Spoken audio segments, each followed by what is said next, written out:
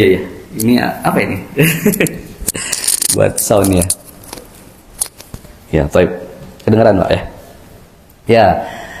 Barusan alhamdulillah kita membaca awal surah dari Quran, surah Yusuf ya. Selain kita bersyukur yang banyak karena kita masih nikmat, ya tidaklah lupa kita selalu mengucapkan selawat ya kepada Nabi kita, Nabi Muhammad sallallahu alaihi wasallam, keluarganya, tabi'in, tabi'ut tabi'in dan pengikutnya sampai akhir zaman. Semoga termasuk kita ya.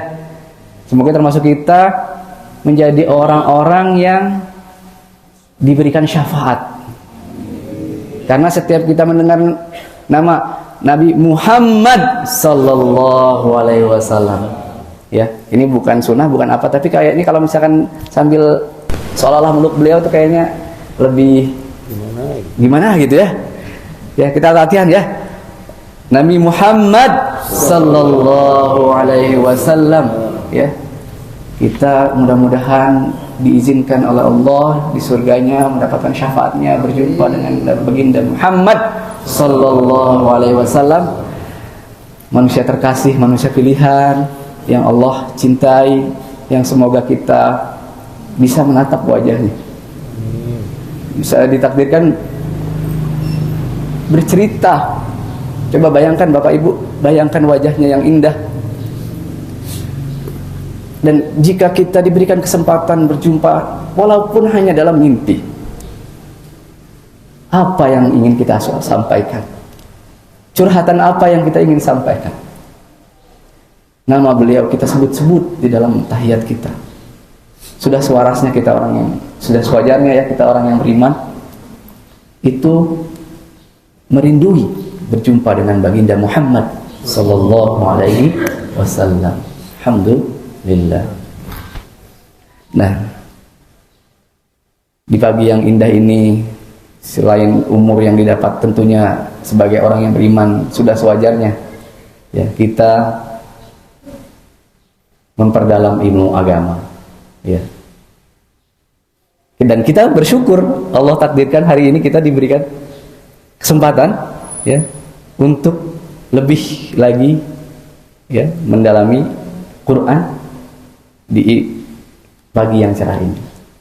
Nah, dalam pembuka tadi kita udah baca yang secara lengkapnya kurang lebih Alif Lam Ra ya.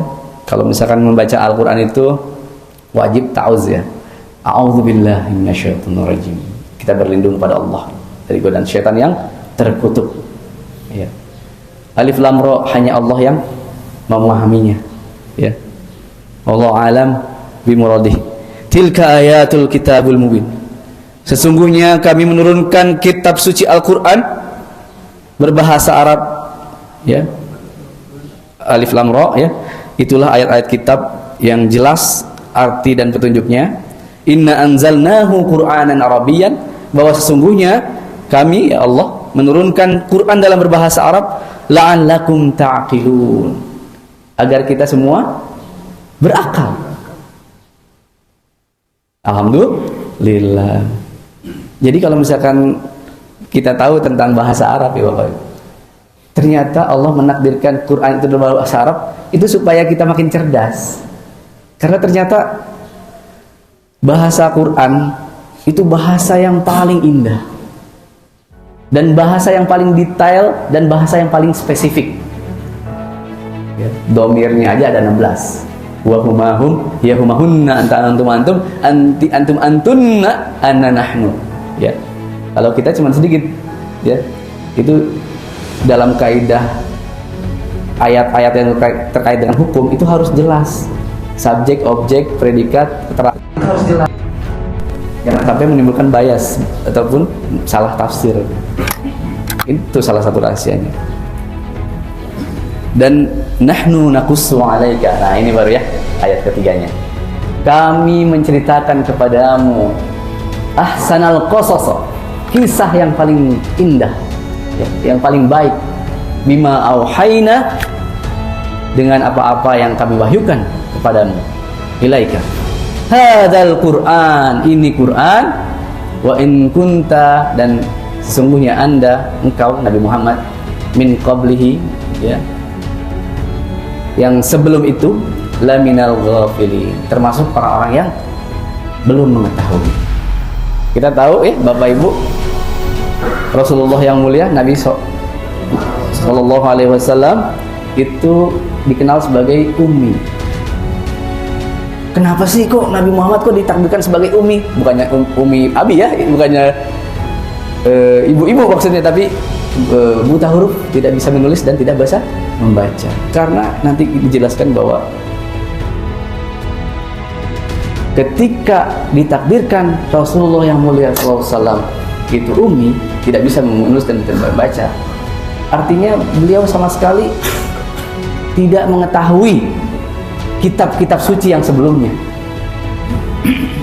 Kok bisa akhirnya berkisah satu surat utuh tentang Quran cerita Nabi Yusuf? Nah, inilah rahasianya, bahwa Allah ingin membuktikan bahwasanya Rasulullah yang mulia Nabi Muhammad SAW itu adalah utusan Allah yang melalui perantara malaikat Jibril, ya.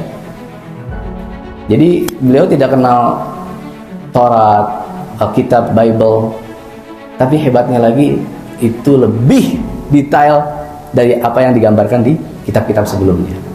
Bahkan inilah satu-satunya surah yang dari awal sampai akhir, ya, kecuali prolog yang tadi Inna Anzalna, itu menceritakan seutuh-utuhnya dari awal sampai akhir kisah Nabi Yusuf, ya.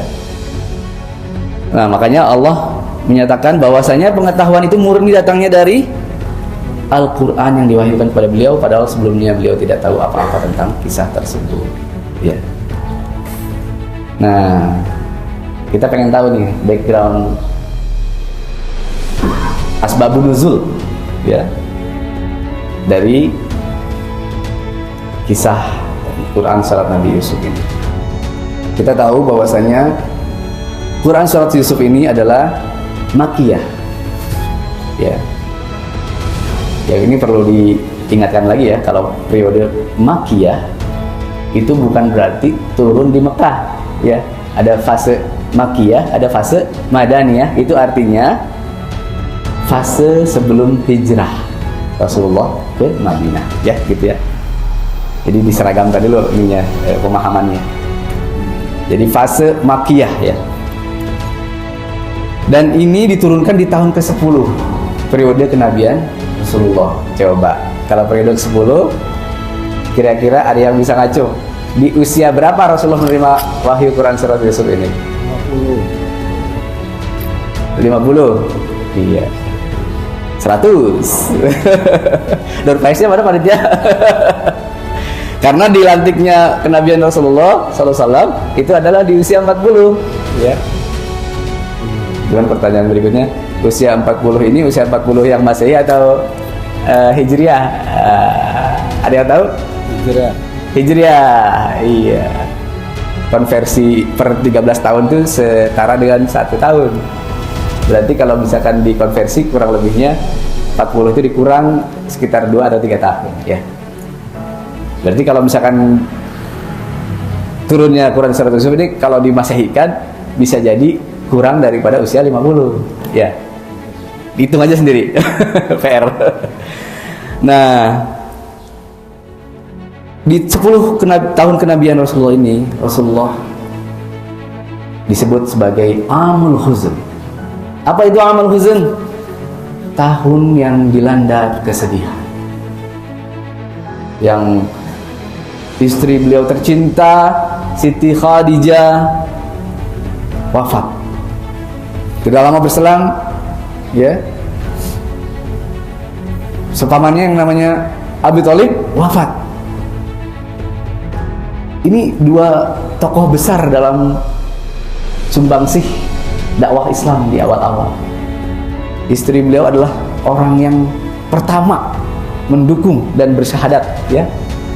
Dan juga di saat Rasulullah SAW benar-benar membutuhkan dukungan support moral material, ini luar biasa. Beliau yang tadinya saudagar terkaya, beliau jadi tidak kaya lagi, ya, karena semua jiwa dan raganya mendukung, ya. Luar biasa. Dan ketika pamannya Abi Thalib ya, backing lah gitu ya kalau zaman sekarang mah ya. Kalau kita ngedengeran backing jangan kemana-mana ya, kita sedang membahas paman Nabi Muhammad sallallahu alaihi wasallam. Kalau orang segen mau ngapa-ngapain tuh melihat pamannya dulu gitu. Walaupun qadarullah beliau sampai akhir hayatnya tidak berhasil ya, diislamkan. Saking cintanya beliau, tapi tidak bisa. Nah, keistimewaan surah Yusuf ini sebagai surat Makkiyah yang turun pada tahun kesedihan untuk dalam rangka menghibur Nabi Muhammad SAW. Rasulullah yang mulia ini adalah manusia, ya, manusia biasa seperti kita. Ditakdirkan adanya ini dalam konteks untuk pelipur lara. Kita semua juga suka bersedih nggak? Ya, kalau sekarang mah udah tanggal muda mungkin udah nggak bersedih lagi ya. Ya, yang namanya manusia pasti ada sedih-sedihnya lah, pasti. Ya. Rasulullah yang mulia aja ada sedihnya. Ya, apalagi kita. Lebih banyak sedihnya mungkin daripada nggak sedihnya ya, kadang-kadang. Nah itulah, makanya ini banyak ulama yang menyarankan kalau Anda sedang dilanda kesedihan, banyak-banyakin tadabbur Quran surah Yusuf. Nggak cukup hanya di tilawahnya aja, ya. Jadi bedanya tilawah dengan tadabbur itu kita resapi maknanya. Nah, ini kajian kali ini tuh dalam rangka meresapi makna. Walaupun yang namanya tilawah itu ya satu hurufnya itu luar biasa ya, balasannya adalah 10 kebaikan ya. Apalagi kalau dengan mentadabburi. Ya. Kita kalau disuruh nyebut, tolong sebutkan 10 kebaikan hari ini. Wah, mikir ya. Oh, sholat subuh, berbakti pada ibu bapak, sedekah, apalagi ya gitu. Tapi yang namanya baca Quran luar biasa itu. Hurufnya aja satu hurufnya itu 10 kebaikan. Dahsyat, ya. Nah, maka itu kita berusaha sekuat tenaga untuk memahami, mentadaburi ya Quran surah Yusuf ini, ya. Tadi dikatakan bahwa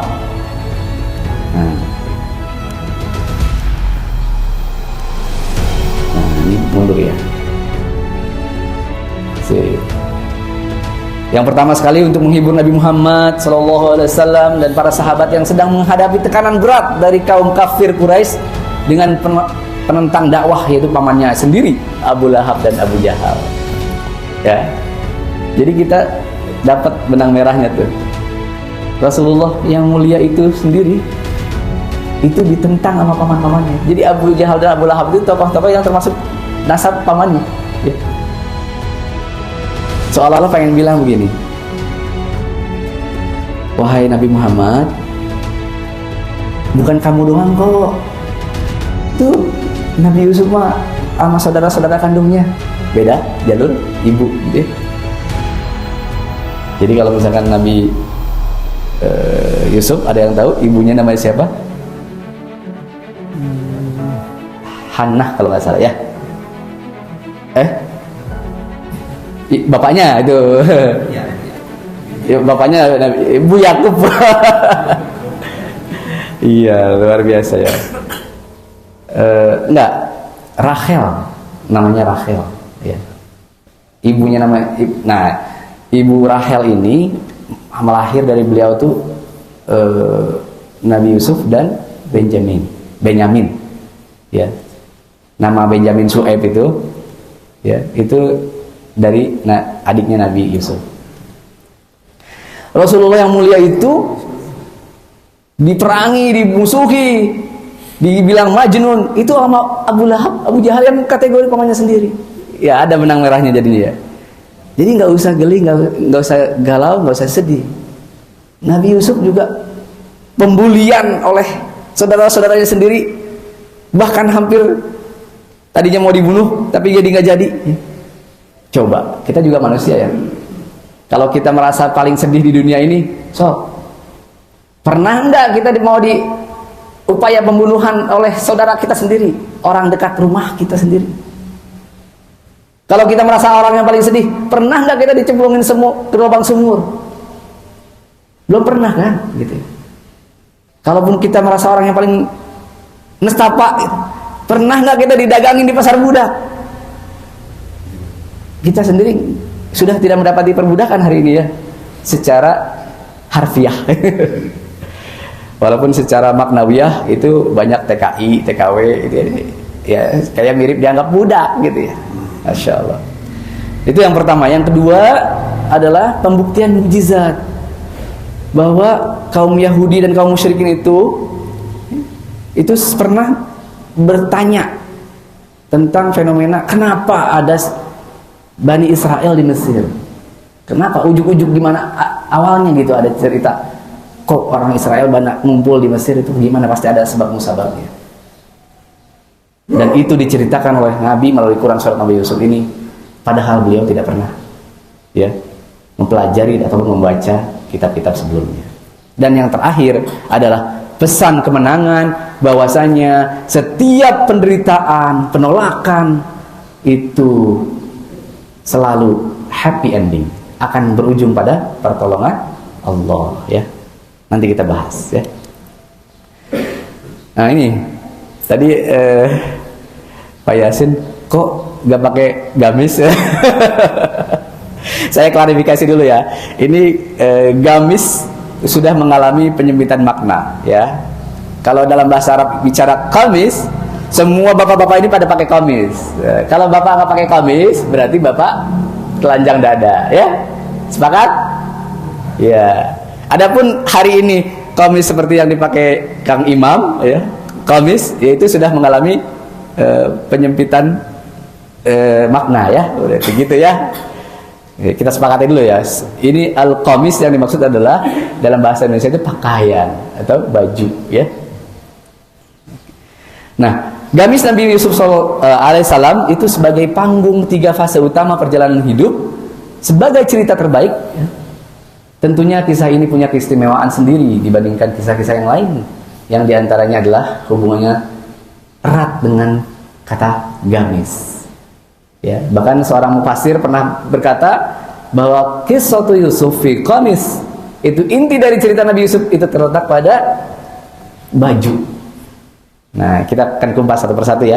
Ada pertama, baju yang mengalami damin kadhibin, darah hoax, darah palsu ya. Yang kedua itu simbol ujian ataupun integritas. Yang ketiga adalah simbol penebusan dan penyembuhan. Kita kupas satu-satu ya. Ini yang pertama ya, baju pertama ini simbol tipu daya dan pengkhianatan atau alat bukti kebohongan, media sarana hoax ya.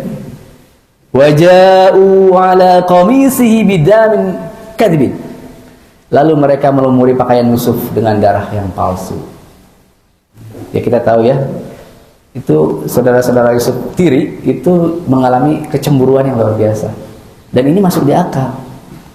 Karena apa? Yang lain mah punya ibu.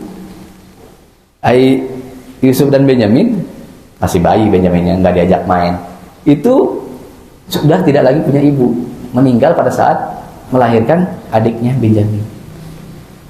Kalau seorang ayah yang melihat masih kan ayah ibunya gitu ya, kalem, ini nggak ada ibunya, dia cuma punya ayahnya doang, itulah sebabnya mungkin ya cemburu ya, kok ke Yusuf mah kayak beda sayangnya gitu. Nah, kecemburuannya itu layaknya seperti ya ini makanya kita ya banyak-banyak berdoa ya, Rabbana ighfir lana wa li ikhwanina alladzina sabaquna bil iman wa la taj'al fi qulubina ghillan amanu. Jangan jadikan dalam hati-hati kami gil. Apa itu gil? Ya cemburu, dengki, hasad ya. Kita harus berlindung tuh kepada Allah supaya tidak memiliki sifat itu. Ya, sifatnya para iblis juga ketika Nabi Adam diciptakan, wa ana khairu minhu, bahwa saya lebih baik daripada dia. Khalaqtahu min nar, khalaqtahu min tin, wa ana min nar gitu. Saya diciptakan lebih keren dari api, sedangkan Adam dari tanah. Tidak lebih keren. Nah, seperti itu, Masya Allah. Makanya cemburuan itu luar biasa ya, bisa membakar bagaikan api. Nah, tapi apa? Ada cacat rekayasa. Nabi Yakub menyadari kebohongan karena gamis Yusuf tidak terkoyak. Ini ilustrasinya, mohon maaf nih, adanya cuma ini. Tapi itu terkoyak ya. Aslinya itu damin kajib aja, nggak ada koyakannya. Baju ada darah-darah seolah-olah dari kambing, padahal itu bukan Nabi Yusuf ya, bukan darahnya Yusuf. Jadi media sarana kebohongan ini, kalau bicara kontemporer, ini adalah jejak atau bukti. Kalau sekarang tuh ada lebih presisi ya dengan istilah DNA ya. Kan zaman dulu mah belum ada mesin uji DNA-nya ya. Ini darahnya benar-benar darah Yusuf atau darah bukan Yusuf nih. Ada cek DNA. Wah, udah kejawab. Zaman itu belum ada, laboratoriumnya juga belum terbentuk ya. Sekarang tuh retina mata juga bisa menentukan ini teh punya Nabi Yusuf atau bukan. DNA, golongan darah, banyak sekarang. Nah, yang berikutnya itu ada darahnya tapi nggak ada koyakannya. Kalau setidak-tidaknya kalau misalkan digigit pasti ada koyakannya. Entah di belah mana, pasti di bajunya itu ada. Ini aneh kan kalau misalkan ada baju ada darahnya tapi si bajunya itu masih utuh gitu ya. Nah, itu kan betapa celah kebohongannya terlihat ya. Selain emang ada celah kebohongan yang logis tidak benar,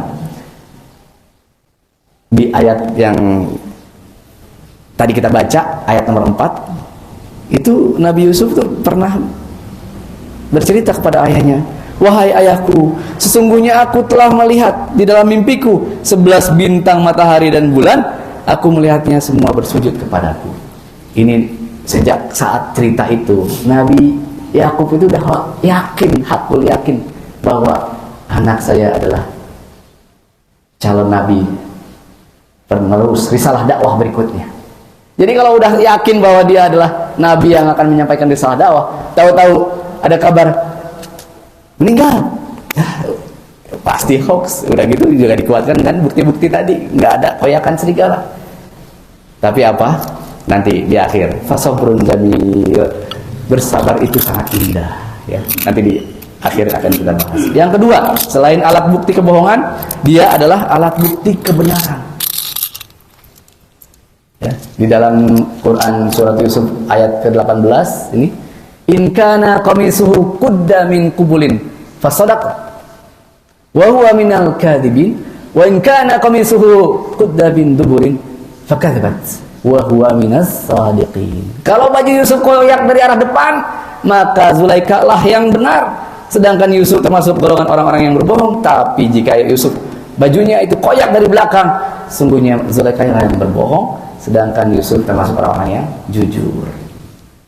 Ini robek dari belakang, ternyata faktanya menunjukkan Nabi Yusuf berusaha lari menghindari kemaksiatan, sedangkan pihak sebelah mengejar dari belakang. Jadi kalau diterusin di Quran surat Yusuf 25, 26, 27, 28, luar biasa, merinding. Itu diabadikan, disitir oleh novelis Habibur Rahman Ash-Shirazi dengan kalimat, penjara yang gelap dan sempit itu lebih aku cintai daripada aku harus ingkar dan maksiat kepada Allah. Ya, itu cermin dari keimanan yang luar biasa. Ini luar biasa ya. Dan ini menjadi alat bukti kebenaran. Dan yang terakhir sebagai media alat penyembuhan, dalam ayat 96, idhabu biqamisi, ya, kata Yusuf, pulanglah bawa bajuku ini, hadza fa'alquhu ala wajhi abi, usapkanlah ke wajah ayahku, ya, ya'ti basiro, dia akan melihat kembali. Jadi luar biasa ya, seorang ayah itu kalau di durasi waktu itu kemungkinan lebih daripada 20 atau 30 tahun ya, prediksi para ahli sejarah ya. Pada saat peristiwa upaya pembunuhan tadi, cemplungin sumur segala macam, itu diprediksi karena masih bisa mudah ditarik oleh orang yang sedang nimba sumur gitu, diprediksi di usia 7 atau 6 tahun. Dan ketika mengucapkan ini, diprediksi dia usianya ya 30 atau 40 tahun. Bayangin, kita nggak pernah ketemu anak kita, tahu-tahu ketemunya udah jadi pejabat, itu lebih daripada 30 tahun. Ya. Itu kalau inget pasti bawahnya pengen nangis. Bukan sedih karena seolah-olah yakin sudah terbunuh, bukan. Dia yakin belum terbunuh, tapi dia nggak tahu ada di mana. Gitu. Hanya bisa berdoa dan berharap dan berdoa. Saking seringnya nangis, itu sampai matanya tuh tidak bisa melihat lagi. Dengan baju Yusuf ini, aromanya saja udah bikin dia membuka matanya dan bisa melihatnya kembali. Jadi aroma harapan. Baju yang membawa haruman Yusuf ini mengembalikan kebahagiaan dan kesehatan mata ayahnya, dan buah dari kesabaran selama puluhan tahun berpisah, fasabrun jamil, berbuah pertemuan yang manis. Ya.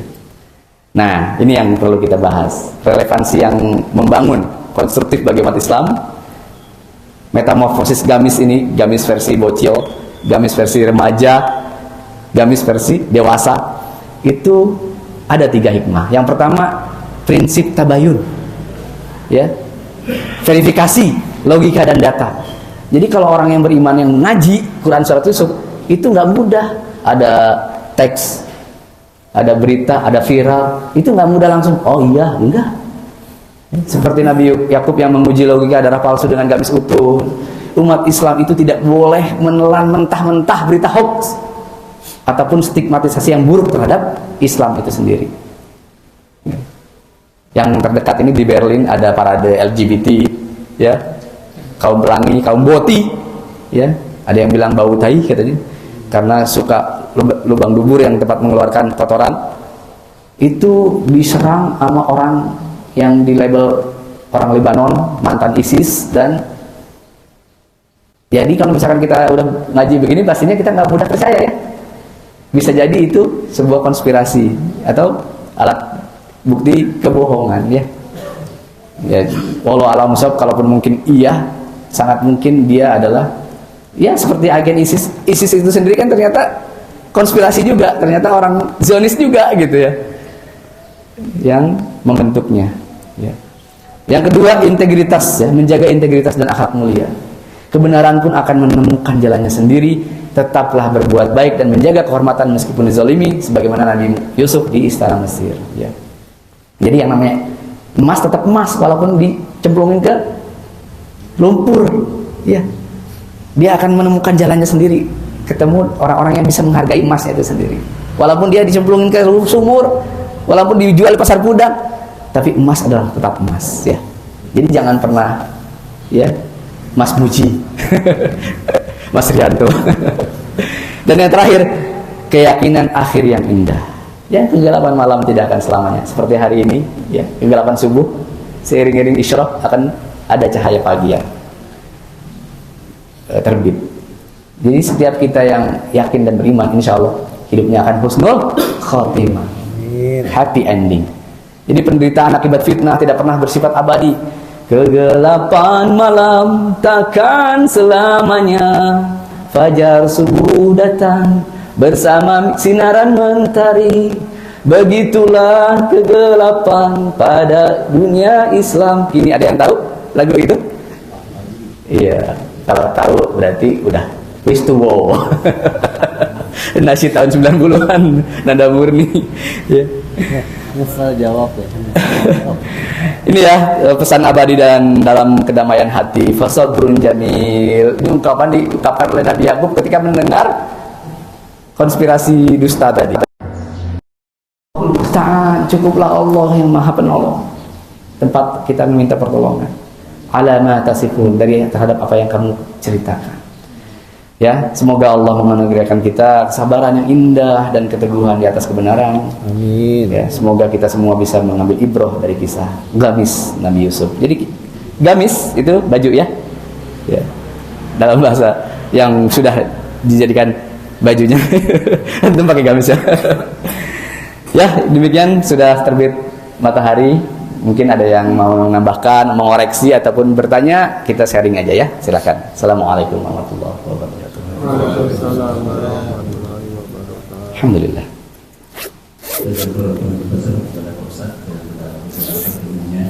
Semoga menjadi menara bekal bagi kita semua Selanjutnya kita menuju acara selanjutnya, yaitu acara tanya jawab. Silakan yang mau bertanya. Iya. Mau bertanya. Tafadhal Ustaz. Assalamualaikum warahmatullahi wabarakatuh. Waalaikumsalam warahmatullahi wabarakatuh. Izin bertanya Ustadz. Yang pertama mengenai syafaat Nabi tadi. Mohon dikoreksi kalau salah. Saya kalau nggak salah pernah baca sebuah riwayat.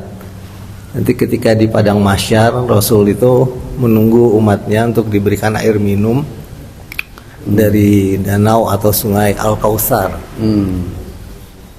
Lalu tentu saja kita pada saat itu berebut untuk bisa dapat air minum itu. Karena menurut riwayat itu ketika kita sudah minum maka tidak pernah kehausan lagi ketika di padang mahsyar diperumpamakan matahari. Ya, matahari sejengkal di atas. Jadi dengan minum air dari danau Al-Kautsar itu kita akan tidak haus lagi untuk selama-lamanya. Nah, namun ada satu kisah ketika Rasul hendak memberikan air minum itu kepada seorang umatnya, udah tinggal sejengkal lagi lah. Lalu dicegah oleh malaikat.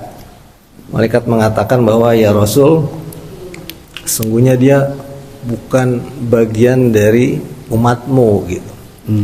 Nah, pertanyaannya, kenapa ada umat Nabi Muhammad tapi pada akhirnya tidak masuk kriteria yang berhak untuk dikasih minum Al-Kautsar gitu.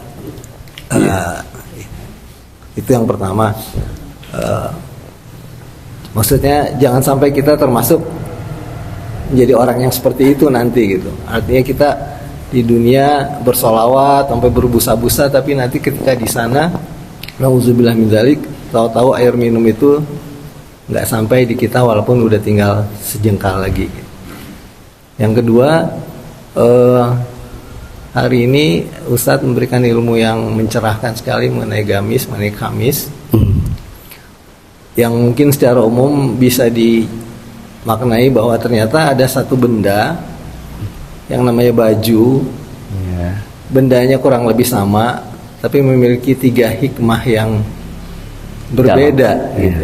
Satu mengenai pengkhianatan, fitnah. Yang kedua mengenai pembuktian kebenaran. Yang ketiga mengenai media penyembuhan atau apa namanya, rahmat lah, nikmat gitu ya. Happy ending. Iya.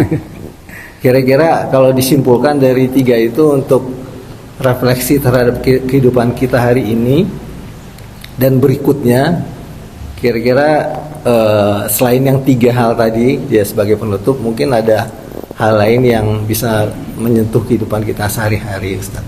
Terima kasih. Iya, ya alhamdulillah. Bapak siapa, Pak? Saya Masya Allah, Ustadz Putan Tular kayaknya yang lebih berhak duduk di sini deh. Ya, alhamdulillah kita mendapatkan pencerahan tambahan ya. Kalau dalam bahasan inna a'tainakal kautsar ya, luar biasa bahwa suatu saat kita ya mudah-mudahan kita termasuk ya. Amin. Suatu saat mendapatkan suguhan air minum dari telaga Kautsar yang langsung dari tangan mulia Rasulullah ya. Tapi memang tidak gratisan dan syarat dan ketentuan berlaku gitu ya. Imam Qurtubi pernah menyebut setidaknya ada 4 ya, 4 kategori orang yang tidak berhak ya. Yang pertama itu orang-orang yang murtad ya, jelas ya, murtad mah udah mengkhianati Rasulullah ya. Terus yang keduanya itu adalah ya, penguasa zalim ya. Dia muslim tapi zalim. Zalim itu macam-macam ya. Korupsi ya. Yang tadinya ya, negeri ini kan kaya ya. Katakanlah orang-orang timur tuh makanya pengen merdeka tuh karena mereka tinggal di atas tanah yang kalau dilihat dari helikopter itu mengkilau gitu. Masih banyak.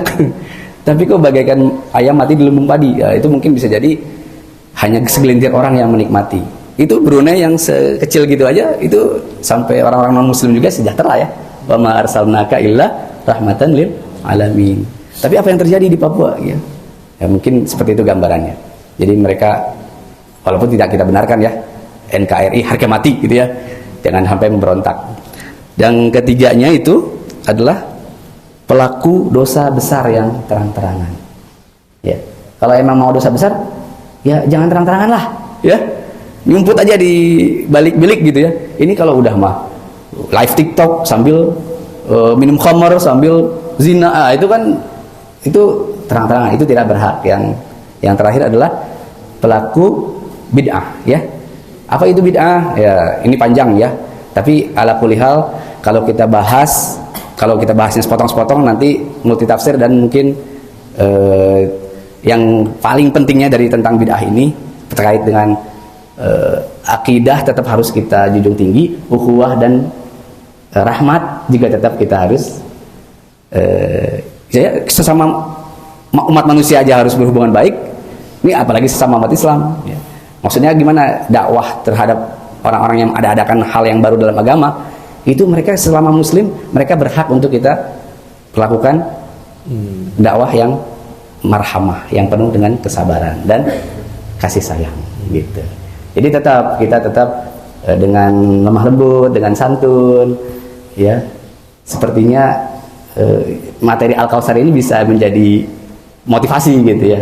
Yuk supaya kita jadi orang yang berhak dapat suguhan Nabi tentang air telaga Al-Kautsar yang tidak akan haus selama-lamanya.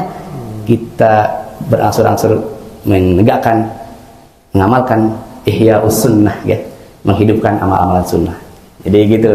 Karena kalau misalkan kita nggak tekankan tawasobil haq atau tawasobil sabar, fokusnya kepada haknya saja, nggak sabar dan nggak marhamah, jadi dakwahnya itu tidak tuntas. Jadi bukan hanya tujuan baiknya, tapi juga caranya gitu. Kurang lebihnya.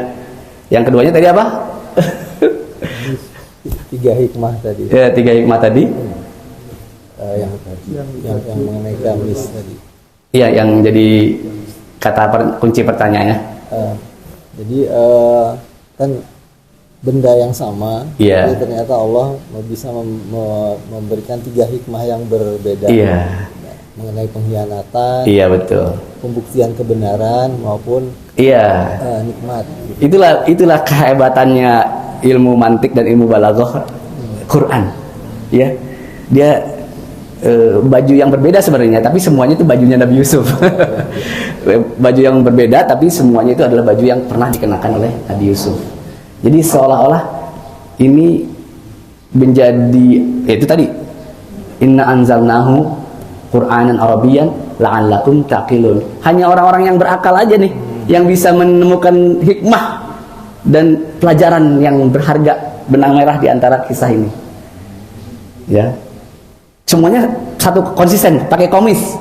Kalau kita pelajari bahasa Arab kan ada saubun, ada libasun, ada siap, ada yang menggambarkan tentang libasut taqwa, antum libasul lakum wa antunna libasul lahun. Itu kan pakaian juga sebenarnya.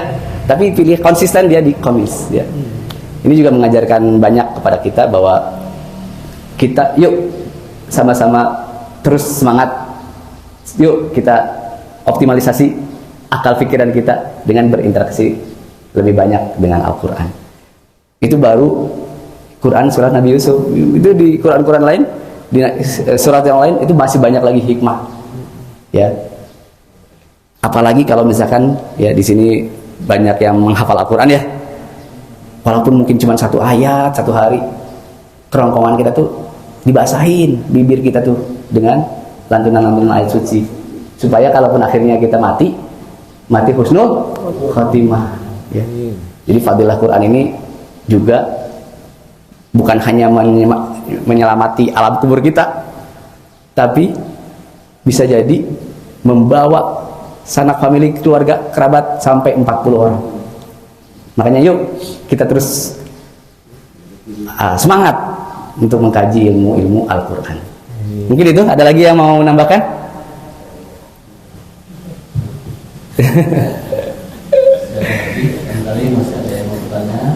Cukup ya Pak ya? Insya Allah ya. Nanti kalau ada kajian Bapak saya juga ikut. Ajak-ajak.